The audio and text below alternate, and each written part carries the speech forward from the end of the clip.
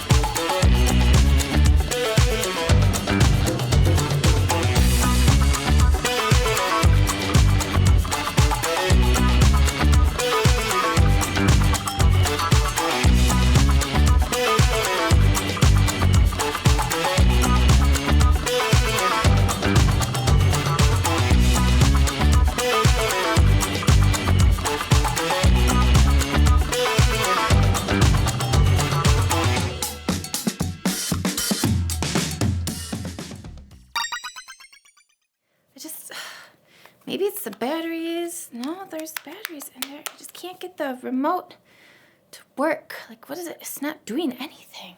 I have a question for you guys. Who controls the TV when you have the remote? You do, right? You can change the channel or turn the volume up, or you can... What if the remote is broken?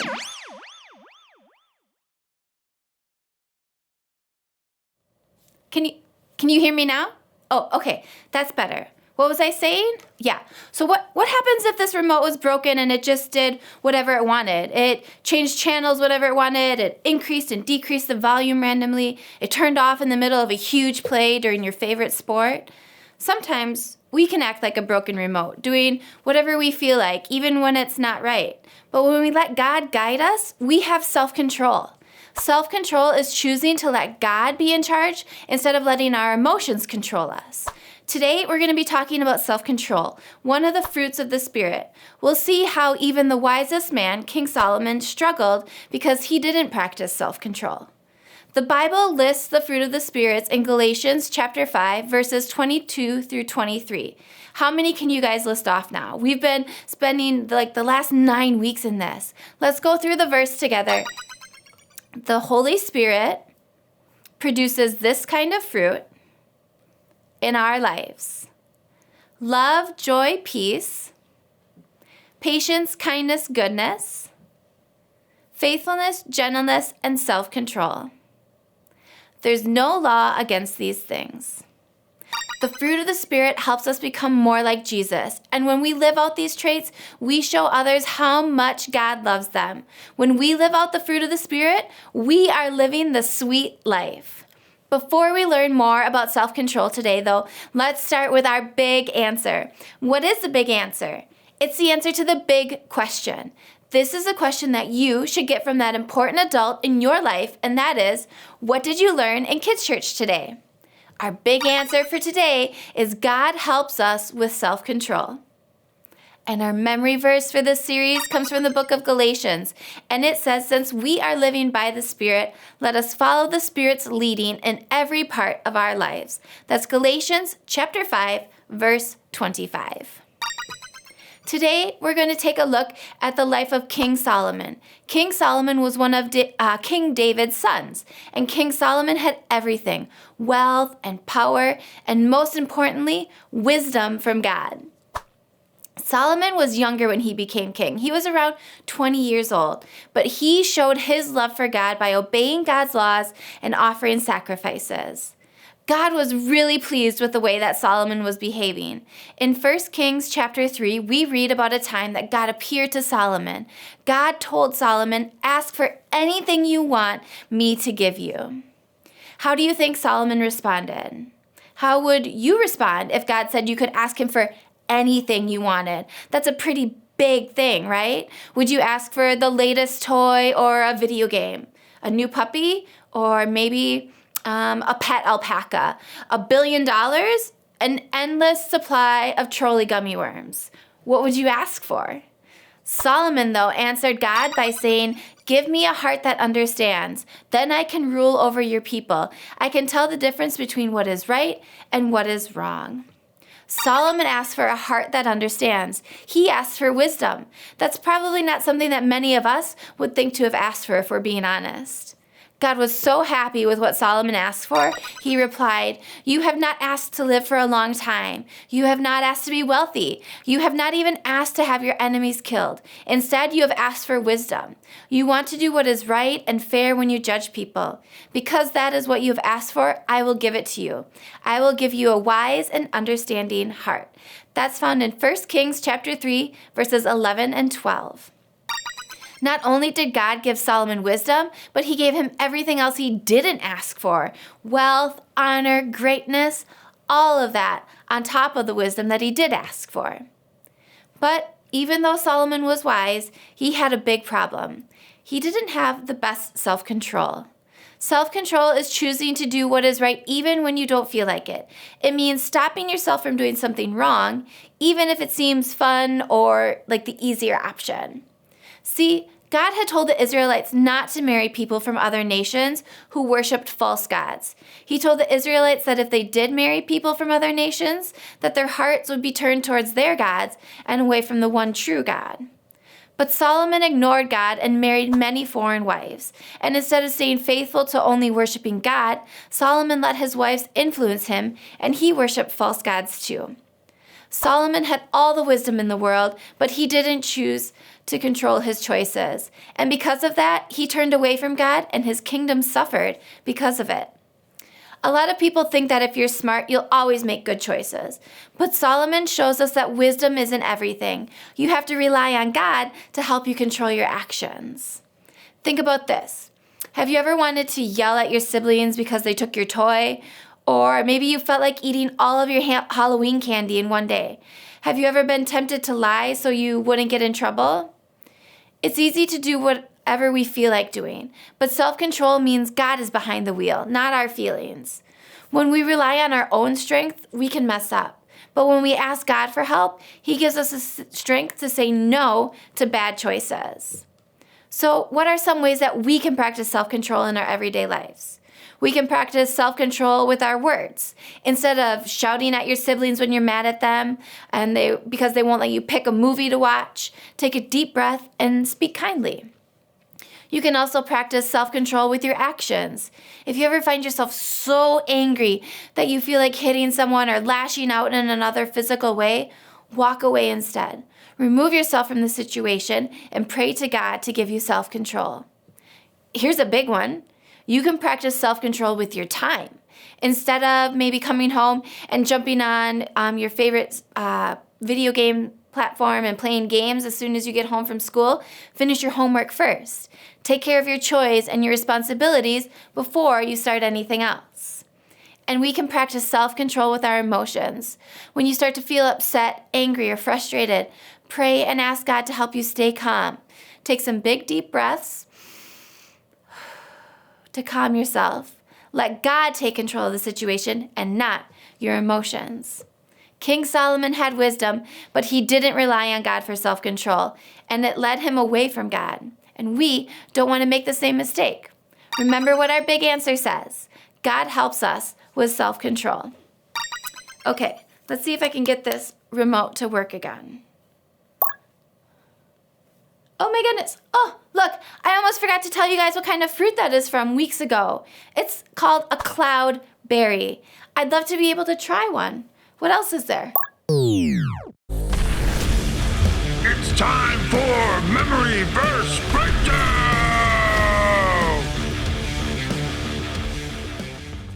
Hey kids, today we're going to break down this week's memory verse. Are you ready? Okay, here's this week's memory verse. Think you've got it?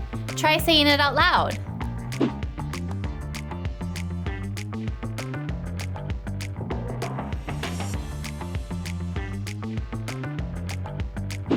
All right, let's take some words away.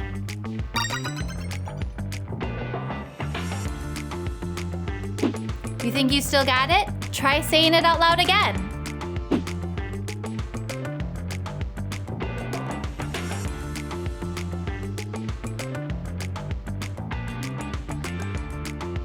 All right, let's bring those words back in and see how you did.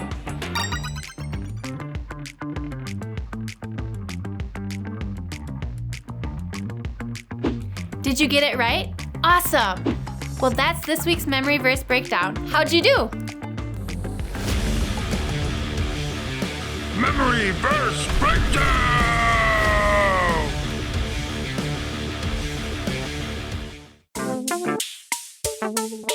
Game time!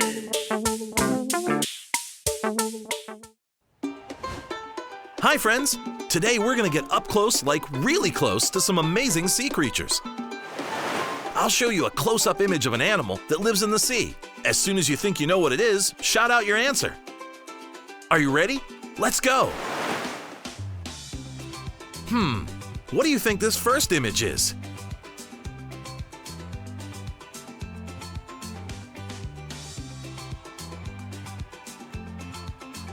Time's up! What is it? If you said starfish, you're right. Now I wonder where SpongeBob's at. Here's the next one. What do you think this might be?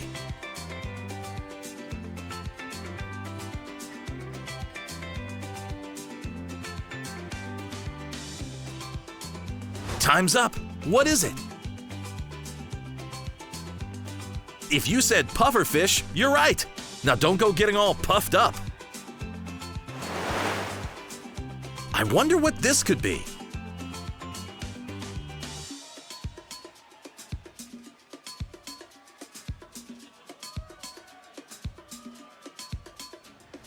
Time's up. What is it? If you said jellyfish, you're right. Now if we could only find a peanut butter fish. Now what do you think this might be?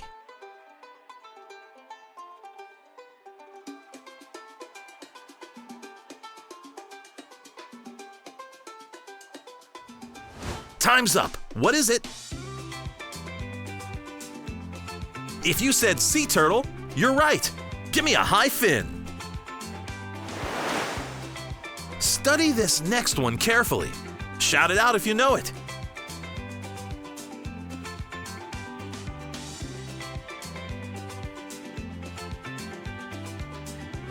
Time's up. What is it? If you said whale, you're right. Great job. That was a huge accomplishment. What do you think we're looking at here?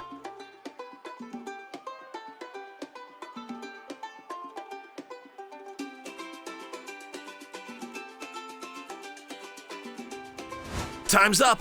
What is it? If you said shark, then everybody out of the water. Oh, and you're correct. Great job. I wonder what this could be.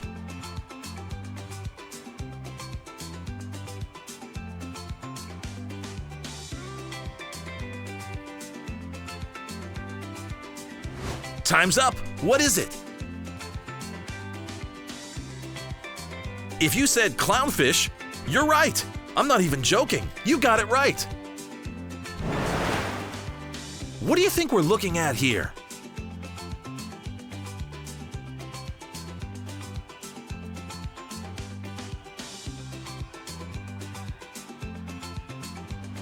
Time's up. What is it? If you said seahorse, you're correct. Do you think seahorses can enter the Kentucky Derby? All right, this is our last one. Can you figure out what this is?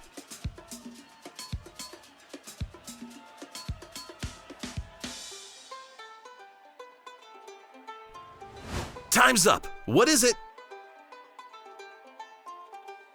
If you said stingray, you're right. Great job. It would have really stung to miss that last one. Well done. God sure did make some pretty amazing sea creatures, didn't he? Thank you so much for being with us today. Before you leave, have that important adult in your life go to lifechurchgreenbay.com/kids, where you can grab our Kids Connect card. There you can discuss our big answer, memory verse, and even more. We love you so much. Have a great week.